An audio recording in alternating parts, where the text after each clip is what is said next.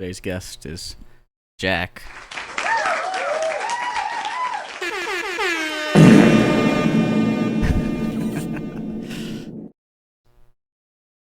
He's meditating right now. He has to siphon the gods into his mind. He doesn't exist, actually. He's actually the shadow of God himself. And then God possesses him and makes his hand pick up a pen and a pencil. Charlie, what is your greatest desire? I think my greatest desire would probably be, love and respect. I think that's probably my greatest desire. What is your happiest memory? I think my happiest memory, maybe, Is it the story with the caterpillar, where you learned perseverance? I don't know if that gave me happiness. It definitely did give me strength and hope. But I don't know what my happiest memory would be. What is one similarity between all of your happy memories that is, separate from the feeling of happiness?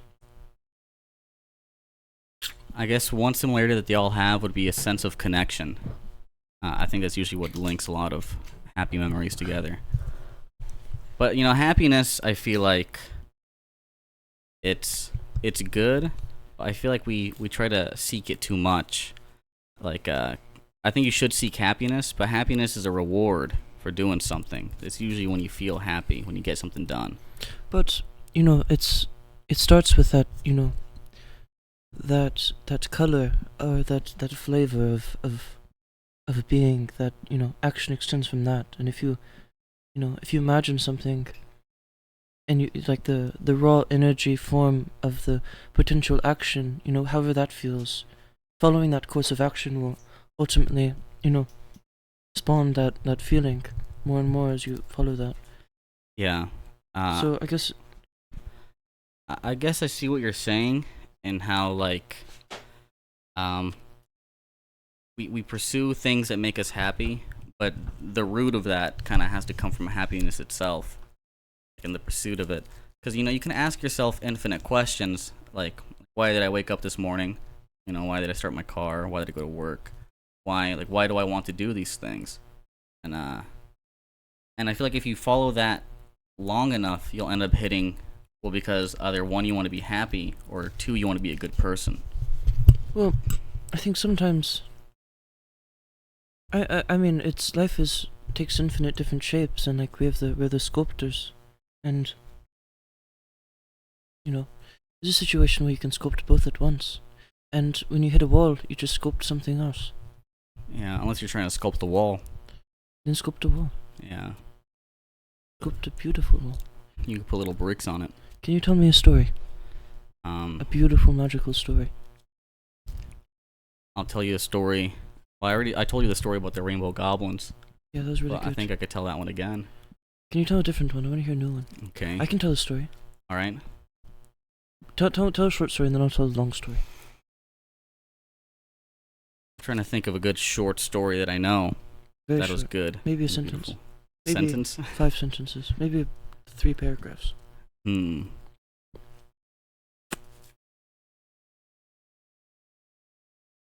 Yeah, I can't think of any good stories that I got on deck. Locked and loaded. But I'd like to hear your story if you've got one already. Okay, 1 second. So, there's a bolt of lightning arcing across the dawn sky, and there's a field.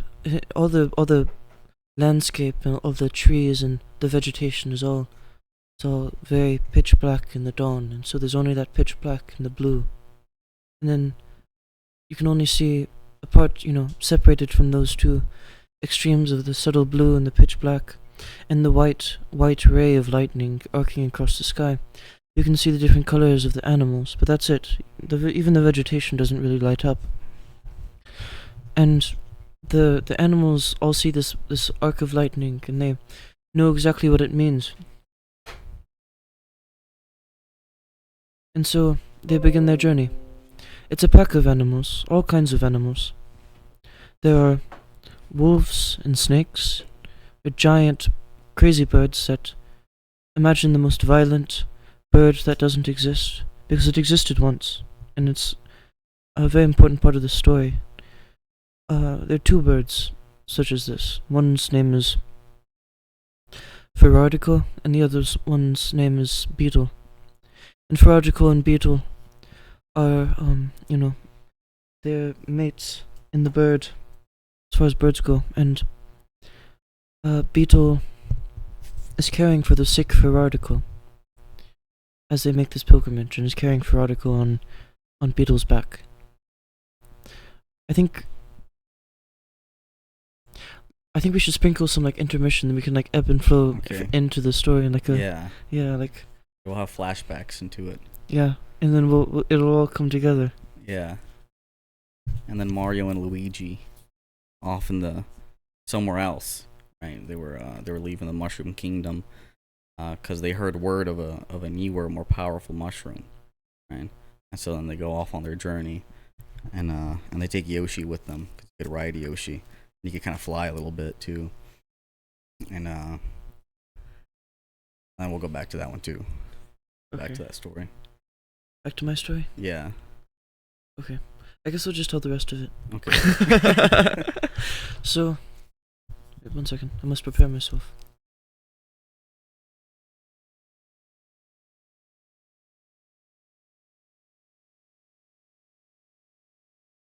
So the animals in there, they're now, the colours of their fur have disbanded into the blueness of this dawn, this eternal dawn. And they have no idea how long they've been experiencing this. And the Arc of Lightning has now completed its journey over the horizon, so it no longer illuminates the animals, and is all just black and blue right now. And the animals, are a mixture of these colours, and make their pilgrimage to that horizon where the lightning did land, where the still sun gently weeps upon the people who need the help, but don't know how to ask it. And the animals encounter two very strange things before they reach the great people, or at least the once great people. One of them is they find a city, much like you'd imagine New York City or a big metropolis, with these rectangular buildings and rectangular windows, and they're all empty. And the animals are looking for a place to rest that night, and they go into the buildings and they roll in their sleep, for they can't sleep in this perpetual dawn, but they must rest, for their legs are weary. And the little badger goes out to scavenge food, and on its food journey, it finds a golden box, or maybe it's just bronze, maybe fake gold, and brings it to the badger's friend Beetle and Ferrario, or Ferrardico, I can't remember. Was it Ferrardico? Yeah. Okay. Ferrardico has a special, because of its violent shape as this bird from times of yore. It has, of course, razor blade-like features, and destroys the box. And inside is a syringe. Of course, we would recognize a syringe, but these birds, have to figure out what the syringe means and does, and they look around the forgotten town, the forgotten metropolis for clues. They find a graveyard with many strange symbols carved on the rocks. They find a pond that is polluted in rainbow, in the blue light still. They find, these are all next to each other, happening very quickly as they walk by and flap by. And they come to a bank and a hospital. And the badger, drops, when it comes to this point, drops it and then licks up the juice, because of course all the animals are hungry, out of the broken glass, and sees the past of this land. It sees a banker and a doctor switching places in their past lives when the humans once lived here, and he sees the doctor give the sickly babe to the banker, and the banker becomes the doctor, and the doctor goes and becomes the banker, and they say, "Oh, that's exactly what we need to heal." And because of all the context clues and shit, they deduce that they must bring Ferrarico, the sickly, consumptive Ferrarico, into the bank. They find all this gold, much like the box, or maybe it's fake gold, in the open vault.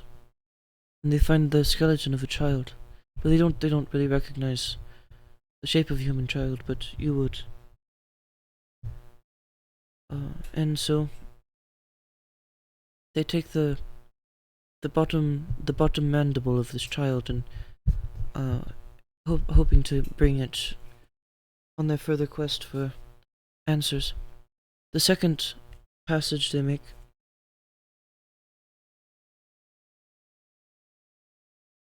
the second strange sight they see on their journey,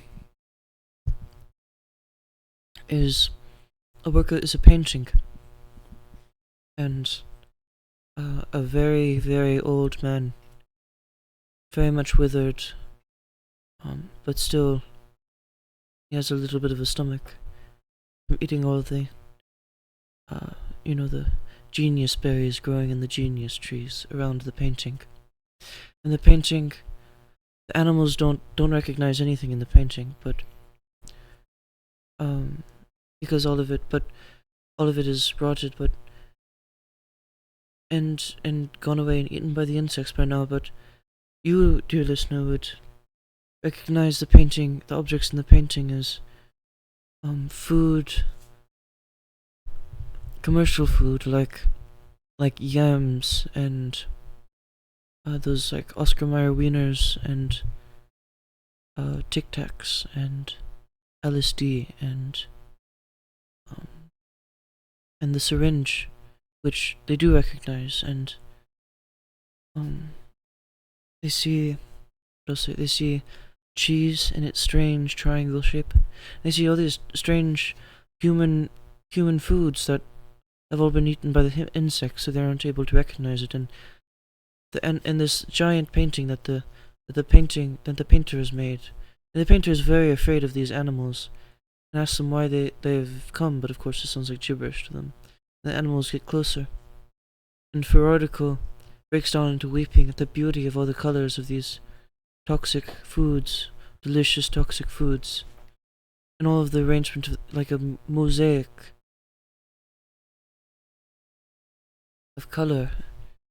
It seems so abstract to the bird, and it reminds the bird of the white light of the streak of lightning, and the violet of the streak of lightning, the ultraviolet crescenting through the water particles in the clouds, forming, prismatic dances and prismatic forms, prismatic ellipses in the eyes of Ferrarico, and Beetle witnessing, but to a less degree, because Beetle is not yet so sick, and is focused on the sickness of Ferrarico, and so is not so taken by the beauty.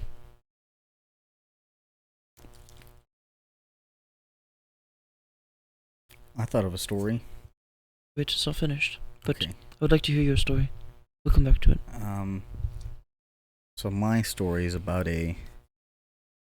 so in a pond, there's a big rock, and on the big rock there's a city of caterpillars, and the life isn't easy for the caterpillars on this rock.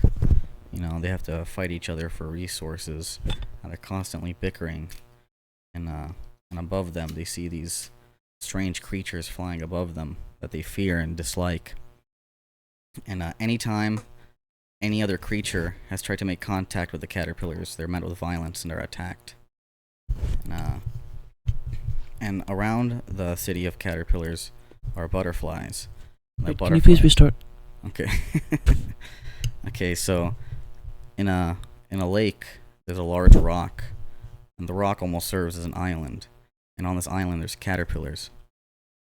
And the caterpillars, they have a rough type of society. They have to fight for resources. One more time. Yeah. Okay, so there's a lake, and on the lake there's a big rock, and on this big rock that kind of serves as an island, there's a city of caterpillars, and the life for the caterpillars is quite rough because they have kind of a rough society, and they fight each other for resources, and they solve their issues with violence and aggression, and they don't trust very many people. They rarely entrust the people amongst each other. And anytime any other creature has tried to make contact with the caterpillar rock, it's been met with aggression. But around the caterpillars, there's a city of butterflies. And the butterflies would like to make contact to the caterpillars. But anytime they've come by, they've been sprayed with silk and chewed away. And then the caterpillars slowly begin evolving and kind of understanding that perhaps violence isn't the best way. And then you kind of start to begin to wonder what is beyond the giant rock that we live on. And so the caterpillars start becoming more organized and kinder to one another. And one caterpillar... They make a caterpillar helicopter with their bodies. Yeah. So the caterpillars start trying to devise some type of thing that will let them get off the rock until they start building a raft. And they float for a few inches, and then it crashes and it sinks. And then they try to make a helicopter out of their body, but they're not agile enough to know how to steer it properly without going straight back down. And then finally... But it does take off. It goes into the air. Yeah. And they go very high, but they just can't move laterally. And then a butterfly decides one more time to check out the island of the caterpillars. And the caterpillar comes flying on its wings. The caterpillars wonder, how did you make that machine? And the caterpillar comes and says, we've been trying to tell you this for ages, but you are like me, and I am like you.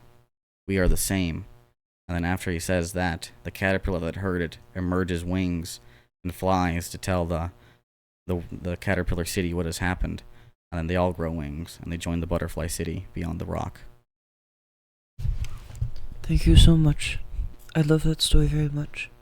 Would you like to hear the rest of my story? Yes. First, I think we need a little bit more lightness. We provide the lightness before I continue this story. Yes. By lightness, do you mean light? Oh no, I mean you get to interpret it. I'm happy with this. More kindness into the story. Or if you would like to, I think we should have like the full spectrum of the we want the people to laugh and then cry and then look interested and inquisitive and tilt their head slightly and then laugh again and hysterically and fall over and barely be able to breathe. They're laughing so hard.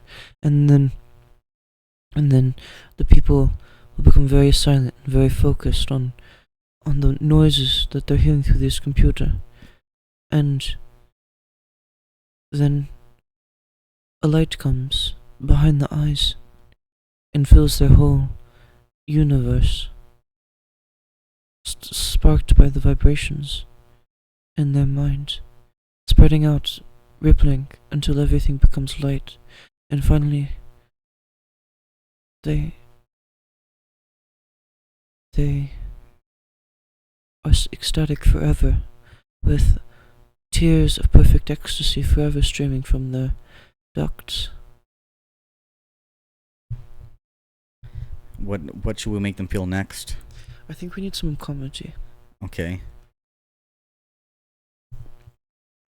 Oh wait, that was the wrong button. I meant to click that one. Wait, Yeah. can you give me like what's, can you do the giant fart explosion? There you go. Yeah, let's get some comedy in Some here. probably- Shoot down the virus! Shoot down the virus!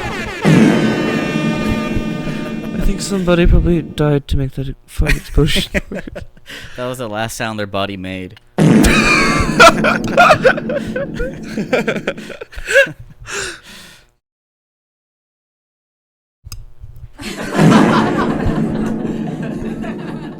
That's the noise people are gonna make after laughing and listening to this. Okay, that's all you get. Yeah. Time to go back into limbo. Yeah. If you want more humor, you have to pay $5.99 a month.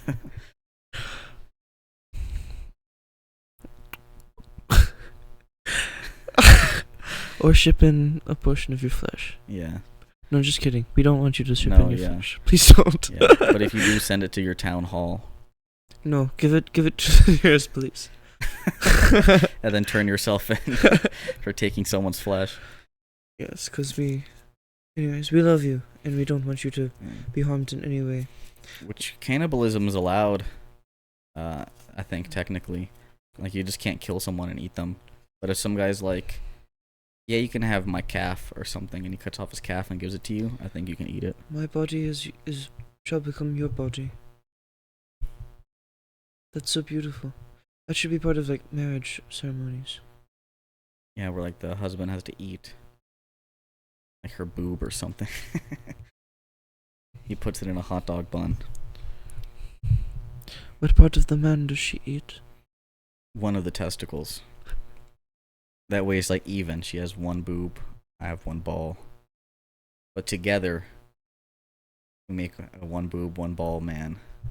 A woman. And then eventually... Then they're able to read each other's thoughts, because each has become part of the other person. Yeah. And then they never argue about what to eat for dinner. Because they already know.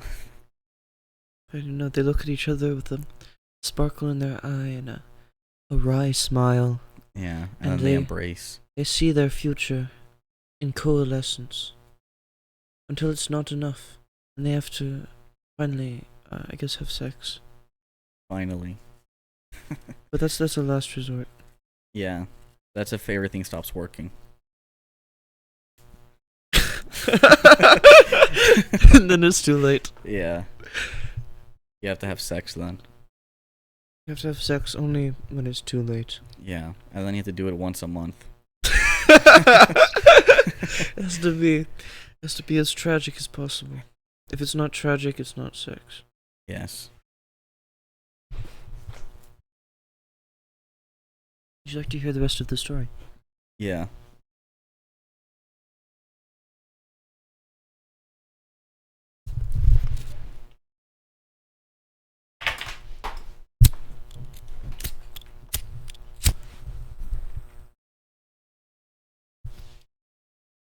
We can use all this stuff to make music. I have all this fancy equipment just to talk. I make a lot of music. Oh, did you listen to that? Did I send you that album that I made of piano composition? Yeah, I actually haven't listened to it. I forgot you sent that to me. Oh, we could play it in the background. That'd be cool. That would be cool. Yeah, you could do that for the podcast. It's just like play it. Do you edit these? Huh? Do you edit these? No. Well, I have like a system, I guess. Like, I don't edit them, but I have my friend John on the podcast, and he's always afraid of getting canceled and stuff. And so when I have him on, he edits it for free. He's afraid of like getting canceled or something. And so, but I don't edit them. I'm sure I'm gonna pay for that at some point, though. Someone's going to do something bad to me, I think. But I don't think it'll be very short. I hope. And I don't think it'll end my life. Unless someone kills me over it. And then you become Yeah, a martyr for comedy.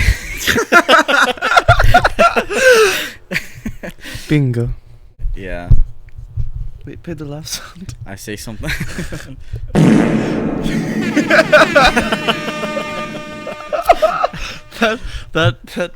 That beautiful man who exploded was a martyr, a true martyr for comedy. That man died for comedy. Shoot down the bar! Shoot down the bar! Oh, there's so many. I know. I have a live studio audience here. Those poor fuckers. They're behind this curtain. Oh, you didn't. Yeah, I'm sorry. Say, hey crowd, make some noise. Yeah. Oh, hello. You, but I'm singling you out. Can you please tell me your name? Shoot down the virus.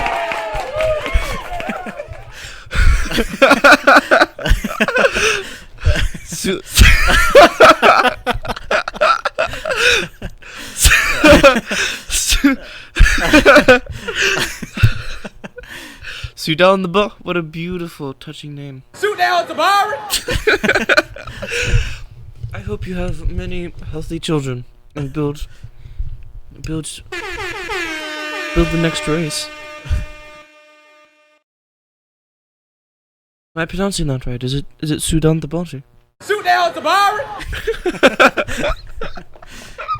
Hey, hold on. Can you say that one more time, sir? Shoot down the virus.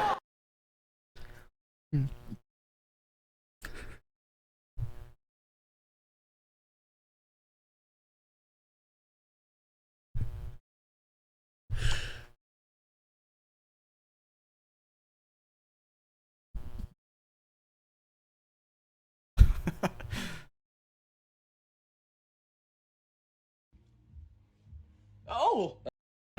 Hi there. My name's Charm. Shoot down the virus. Yeah, so I guess that is his name. Yeah. I'm sorry for silence. We're letting you experience what the void feels like. Yeah, the Really? audience can't see what I'm looking up. You're looking up God, and the silence really is the purest expression of human communication. Yes. We feel each other, and so we can feel silence, but we can't feel the other stuff. We can't feel. When you say, "Suit the ball," Shoot down the virus. there's really an air of. Yes, thank you.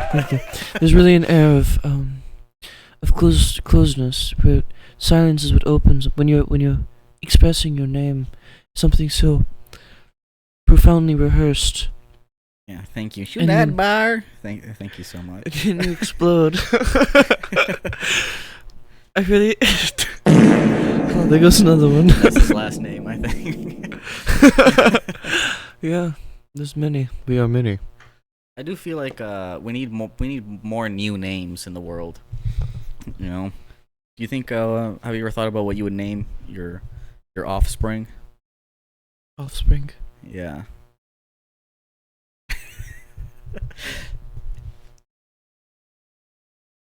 I don't know if that's the best word, but yeah, name your the sperm that won. If that's how you put it, then I'll name it the sperm that won. Is it one word? Or is his name the? No, it's the whole thing. My last name is actually one, but his friends call him Thesp. Yeah, Thesp. Thesp, that one. Thesp, Atwin. Yes.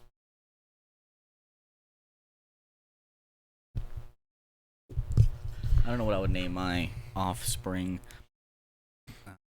I feel like this. Like, You I don't know. you could name it piece of a flesh or sperm sample that somebody sent in that I paired with this. I got another person sent in in order to. What were they subscribing for again? More comedy. In order to subscribe for, not being tortured by his experience. Yes. It For would be the- cool if you could mix sperms and make like a baby with more than one guy. I bet you there's a way to do that at home. Okay, a person who sends us a method for doing that absolutely gets a sufferable version of what we're doing. Yeah, they get to name it. Yeah. And then we'll have it as a guest. It's gonna be named. Shoot down the virus.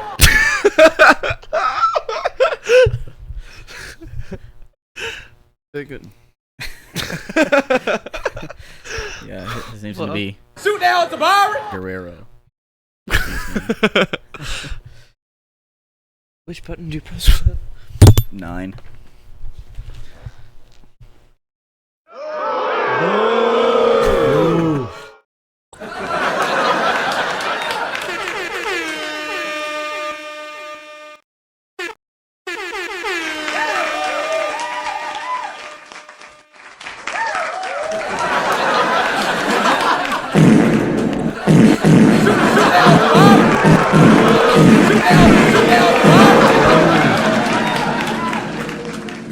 Shoot down Tabari! Yeah, there's a gas leak in the studio, and everyone's losing their minds.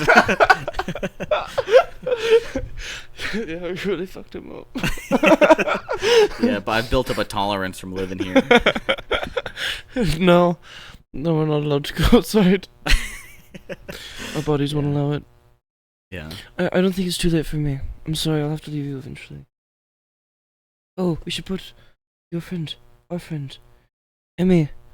The world is listening. Oh, hi. The world will hear every word.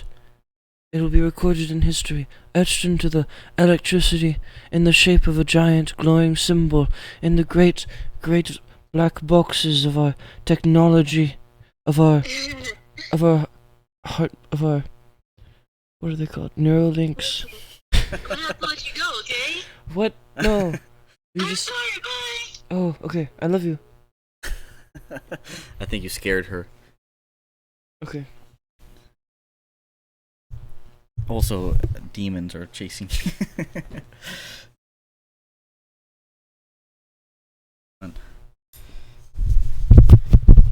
It's too bad this podcast doesn't have any video footage. If not, people would pay to see what's happening right now. They would pay to see this. A Spider-Man poster. Yes, they would.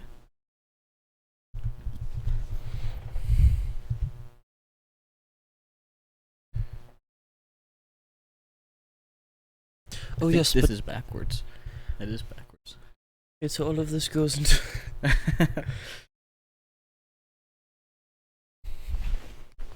Yeah, I don't edit. Shoot down Tabari! I'm too lazy. So, someone though will wither and withstand, knowing that there's gold at the end. Yes. Okay. Speaking of gold, let me finish the story. Yeah. So the artist is flipping out because all the animals are drawing closer and closer to his frantic, vibrational symbols in the air, entering the, what are they, the what are the ear things? The ears, the ear things, and, meanwhile, Fedorka is the bird, is Fedorka is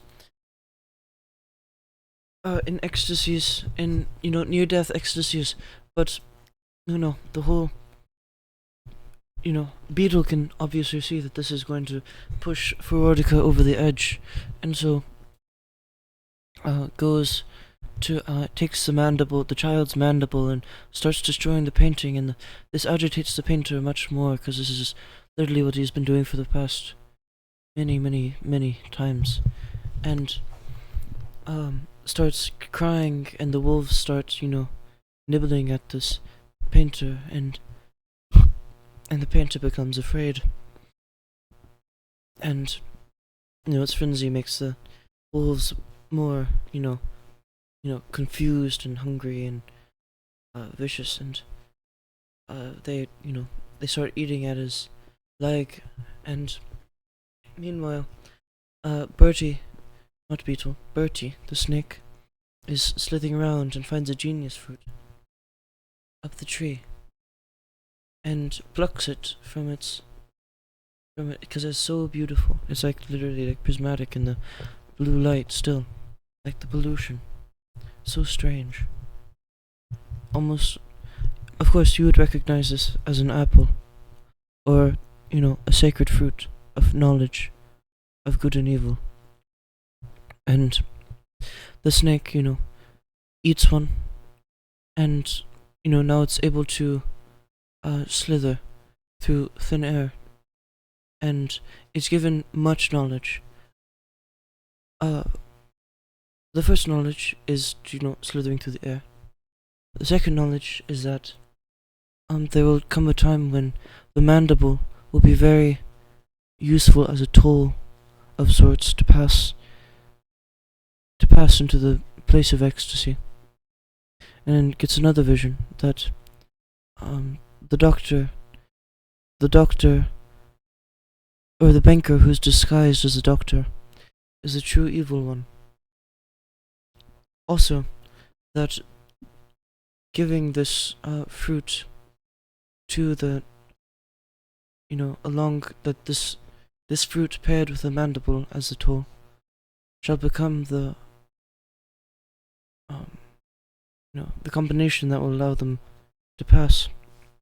So, Snake plucks one of the fruits of knowledge, one of the apples from the tree,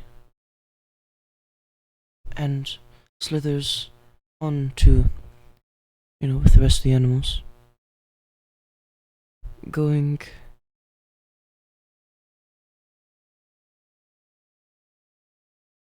They move on, leaving the painter weeping, and the snake guides them, because all the animals are so flabbergasted by the snake's new ability to fly. Of course, Beetle is a bird, but through its violent actions has forgotten how to fly, and besides, has no time to relearn, because Beetle's constantly taking care of the sick for Rodica, its lover, who cannot fly because it is on the verge of death, not fly yet. And so they go on to a place where there's no vegetation. There's only the people. And the snake sees all the people. It's all in the visions. And they see a light, and all the people worshipping the light and bowing before it. And a big woman, clearly very powerful, protecting the light for people who get too close. These are the mothers, standing in a circle, worshipping and protecting the light from the other humans that are wandering, some naked, some clothed in strange costumes, through this very flat place, where the lightning is burrowed down to the world. And they, the people start, attacking the animals out of fear, because they know the animals are dangerous, and they start killing the animals, which are, pretty helpless. There are about 15 animals which are very helpless against the thousands and thousands of humans working together in their collective fear, until the snake brings, the snake goes, tells, because it knows what to do from the fruit. It tells, it starts bringing the apple and the mandible. Oh no, the mandible's with Beetle. Starts bringing the apple towards Beetle, to retrieve the mandible and then go and impart the knowledge upon the mothers. And as this is happening, somebody grabs the snake and twists it so that it falls in half and falls out of the air before it can no longer slither at full capacity. And the apple rolls to the the talon of Beetle, and says, Beetle, you must bring. The snake tells Beetle in the animal language that they've developed, you must bring this apple and the mandible to the mothers. This is your toll to pass and restore allow time to move once again. And Beetle moves, and Beetle's dangerous, violent animal, so is able to destroy all the humans that, weakly try to oppose it. But even though Beetle escapes with the two key objects, sees the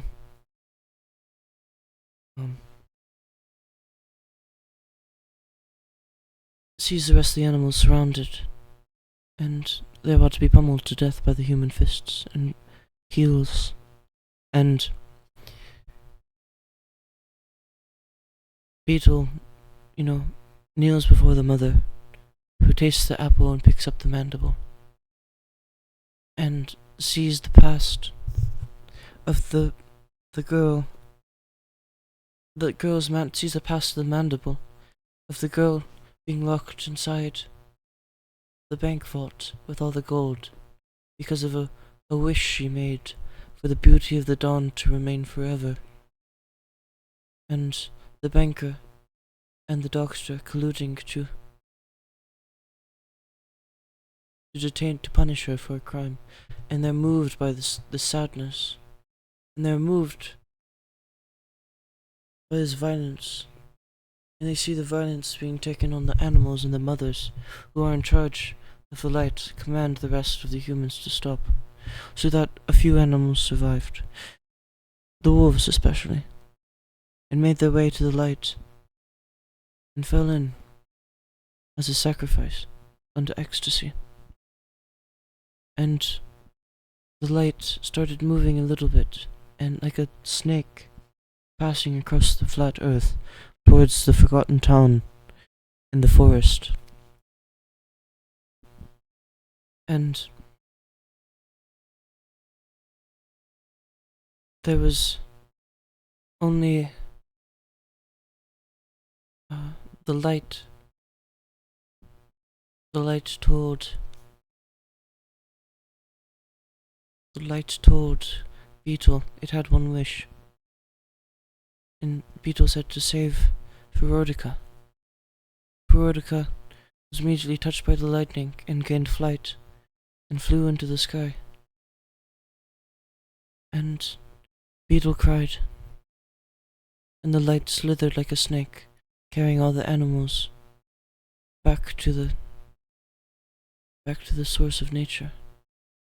And the humans, but the lightning, it paused to reflect over the town, showering its light, filling the machines of the forgotten town back up, producing the colorful foods, restoring electricity, so that there will be no more darker nights, that it may be illuminated by the incandescence and fluorescence of all this great city. And the humans made their way back, and the humans, they started taking over their old jobs again. And Beetle goes to the doctor and says, "My heart is broken, how can you fix it?" And the doctor says, "We have a very special remedy for you." But secretly the doctor was the banker and feared the pure nature and the purity of Beetle, and brought Beetle on pretext to the vault where the gold lay. And Beetle was left there for many days and many nights, with a broken heart, so broken that was the greatest pain, greater than all the rest, so that it drowned and made everything dark and golden in that night. And that golden darkness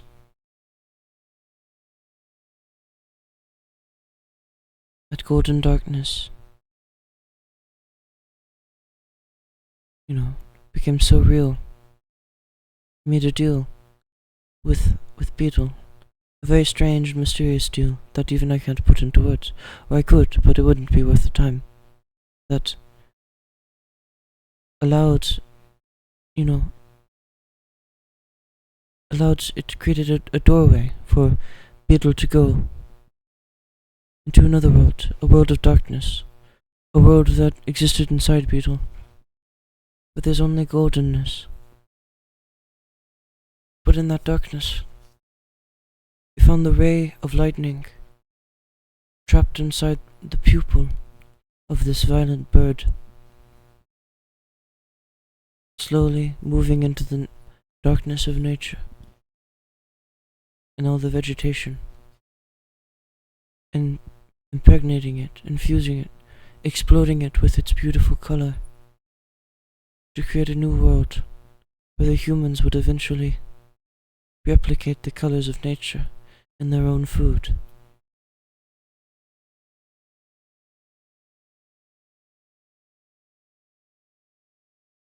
The end.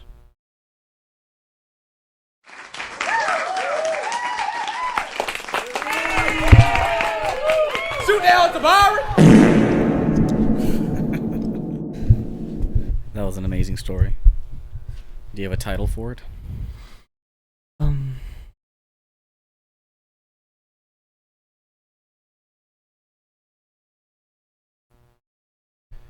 You guys, what do you think it should be called? Shoot down Tabari! Yeah. What inspired your story? It's not a what, it's that the story is the inspiration. The inspiration is the culmination of everything else, just as the body is the culmination of the spirit of the universe. So I would say all that is, as everything is inspired by all that is. But really it's more about the story is the inspiration itself. It is the purest form of the inspiration that I can express in that moment. Oh, also, you should look at the paintings at jackflournoy.com. JACKFLOURNOY.com. I also have music. Jack Flournoy. Is it just Jack Flournoy on Spotify? Yeah, just Jack Flournoy. Nice. I don't have Spotify on this computer. If not, I would have been playing it on the background. I can play it on my phone. Yeah.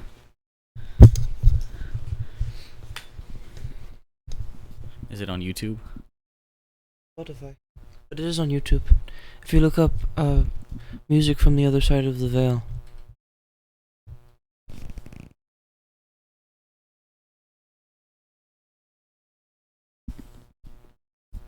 Yeah.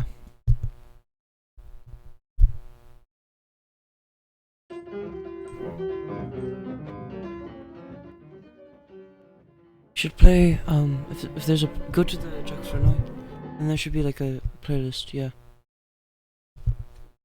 That's the whole thing. Awesome. There you go. This is Jack Flournoy music.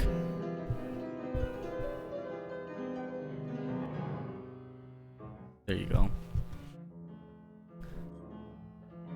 And the cover is Kingfisher, correct? Yes. A painting called Kingfisher.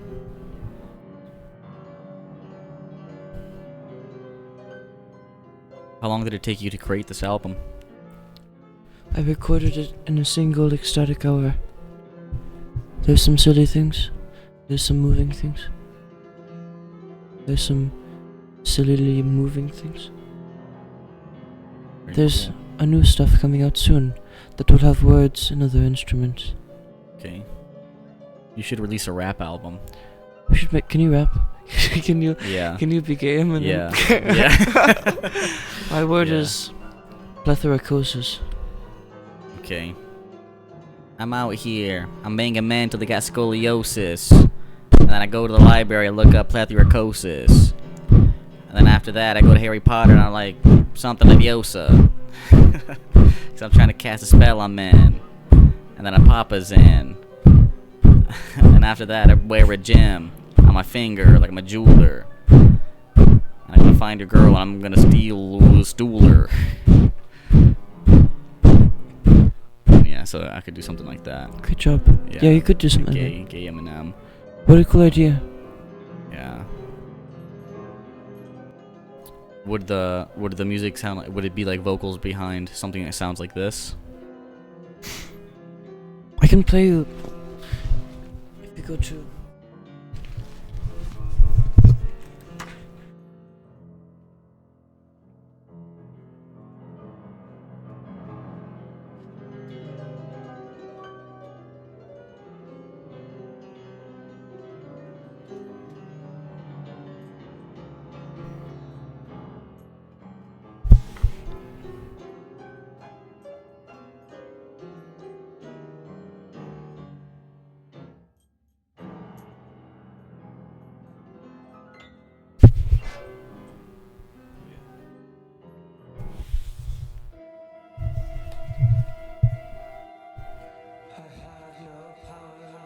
volume. Let's go.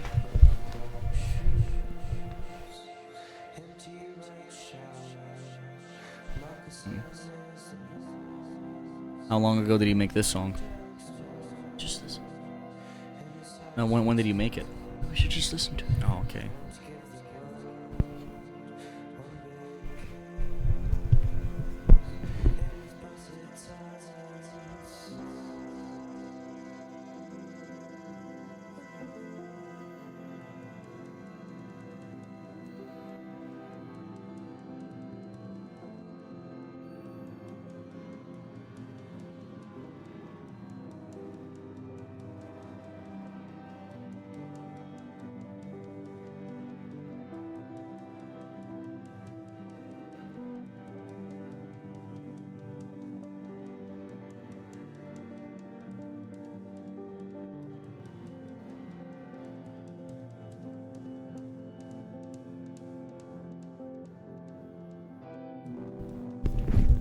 The epilogue to the story. In that darkness of Beetle's mind, and the gold in the vault, reflecting off the dark light. In Beetle's confusion, Beetle in this new world inside.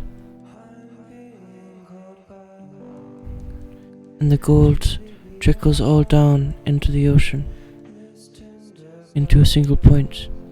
That is the box.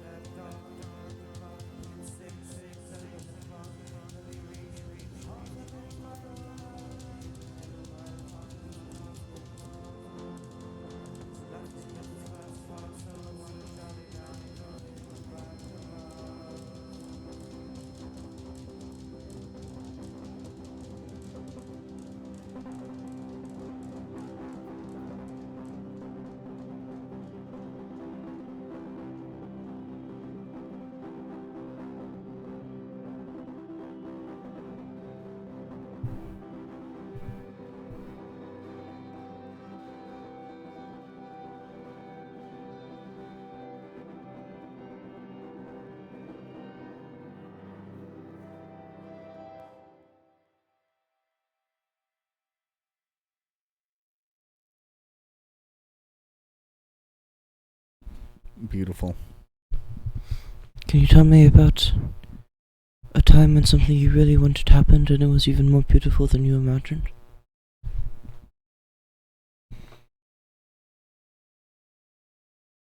Honestly, probably like the first time I did stand-up, I'd say. Because I learned of a place I can do stand-up. I'd been told that I should try comedy before, but I never knew like how that really worked. I learned about open mics, but an open mic near me. And so for about 3 or 4 weeks, I was like thinking, like, what am I gonna do and what am I gonna say? So I'd write down my set, practice it, and I'd rehearse it. And I'd go watch. I'd watch other people perform. And then I finally decided to go do it. I was really scared. And I wasn't expecting it to be that funny. Like, I wasn't thinking people were gonna find it that funny. But they actually thought it was funny. And I learned so much just off that first time. Like, they actually laughed at things I didn't think they were gonna laugh at. They didn't laugh at things I thought they were gonna laugh at. And it was really strange and it was really weird. But I felt really good. And like, I got off the stage and I felt like I did something really good. And people told me I did a good job. Some people thought I had been doing comedy for a while. Were surprised to hear that was my first time, and so it went better than I could have ever imagined.